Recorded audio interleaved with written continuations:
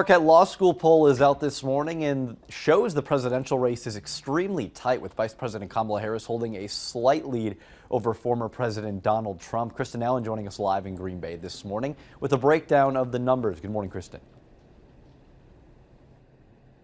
Good morning, Emerson. And one key takeaway from this new poll out this morning is that enthusiasm is high among both Democratic and Republican voters. Let's take a look at some of the numbers here. This was a national survey, and it finds that in the race for president, Vice President Kamala Harris is leading the way with 48% of those surveyed, and then they are saying they are voting for her. Meanwhile, former President Donald Trump is the choice among 47% of likely voters.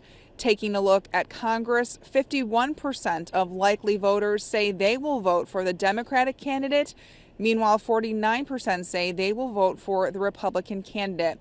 And this survey was conducted at the beginning of this month. Nearly 700 of likely voters were interviewed, and the margin of error for this is plus or minus 4.7 percentage points. Reporting live in Green Bay, Kristen Allen, Action 2 News.